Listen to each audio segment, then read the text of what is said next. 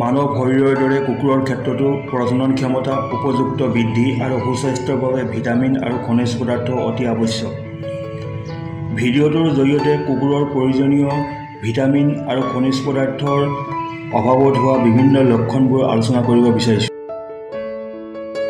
Vitamin A. চকুৰ দৃষ্টিশক্তি বৃদ্ধিৰ বাবে ভিটামিন এ অতি আৱশ্যক। ভিটামিন এৰ অভাৱত ছাল ডাঠ আৰু শুকান হৈ খহটা হৈ পৰে, হাড়ৰ গঠন উপযুক্ত নহয়, দাঁত গজাত পলম হয় আৰু দাঁতবোৰ দুৰ্বল হয়। Vitamin D.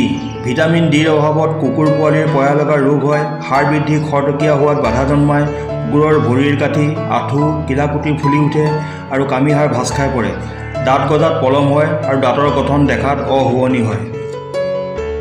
Vitamin E.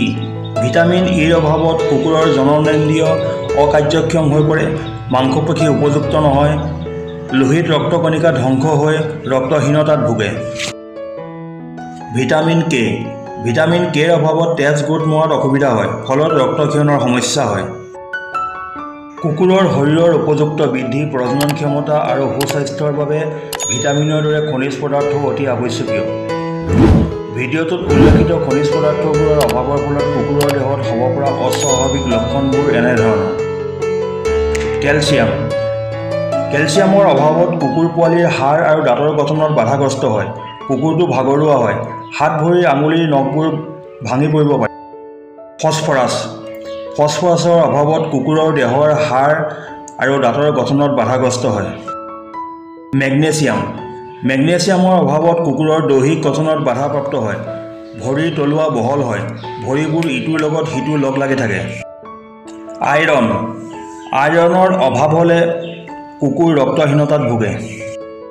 Zinc. কুকুৰৰ ক্ষেত্ৰত জিংকৰ অভাৱ সাধাৰণতে দেখা নাযায় যদিও জিংকৰ অভাৱ হ'লে কুকুৰৰ ছালখন শুকান হৈ খহটা হৈ পৰে, নোমবোৰ সৰিব ধৰে, খাদ্যৰ প্ৰতি অনীহা হয় আৰু দুৰ্বল শাৰীৰিক গঠন হয়। ধন্যবাদ। ভিডিঅ'টো চাই ভাল লাগিলে ছাবস্ক্ৰাইব কৰি লাইক আৰু গঠনমূলক কমেণ্ট এটা দিবলৈ নাপাহৰিব।